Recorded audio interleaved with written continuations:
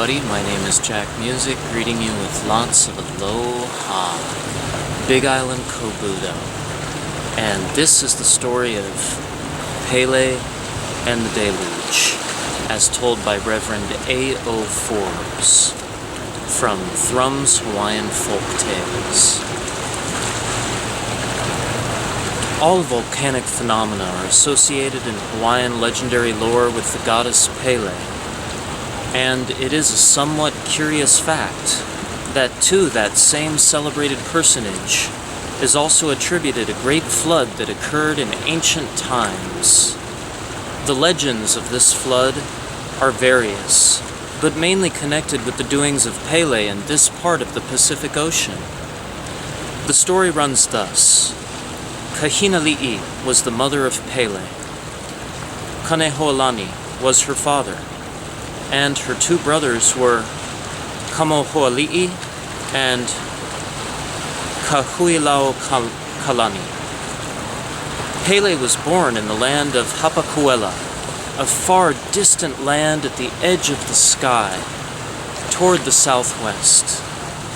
There she lived with her parents until she was grown up, when she married Wahialoa, and to these were born a daughter named Laka, and a son named Menehune. But after a time, Pele's husband, Wahialoa, was enticed away from her by Pele Kumulani. The deserted Pele, being much displeased and troubled in mind on account of her husband, started on her travels in search of him, and came in the direction of the Hawaiian Islands. Now, at that time, these islands were a vast waste. There was no sea, nor was there any fresh water. When Pele set out on her journey, her parents gave her the sea to go with her and bear her canoes onward. So she sailed forward, flood-borne by the sea, until she reached the land of Pakualea, and thence onward to the land of Kanaloa. From her head she poured forth the sea as she went, and her brothers composed the celebrated ancient mele. Oh, the sea, the great sea, forth bursts the sea. Behold, it bursts on Kanaloa. But the waters of the sea continued to rise until only the highest points of the great mountains, Haleakala, Mauna Kea, and Mauna Loa were visible. All else was covered. Afterward, the sea receded until it reached its present level.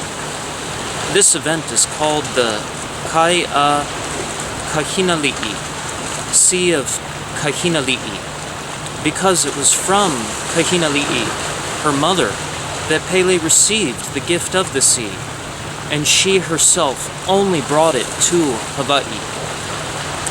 And from that time to this, Pele and all her family forsook their former land of Hapakuela and have dwelt in Hawai'i nei, Pele coming first, and the rest following at a later time.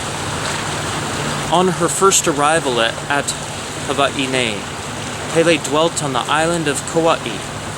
From there she went to Kalaupapa on the island of Molokai, and dwelt in the crater of Kauhako at that place.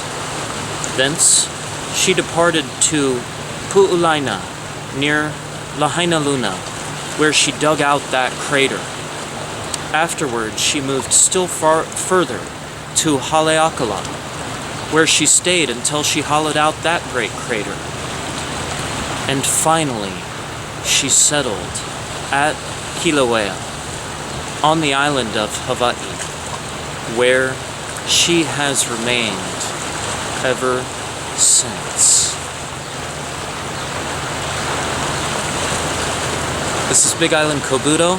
Like, subscribe, notification bell, Patreon, Bitcoin tip jar, gratitude and appreciation thanks to my patrons. My name is Jack Musick, wishing you lots of aloha.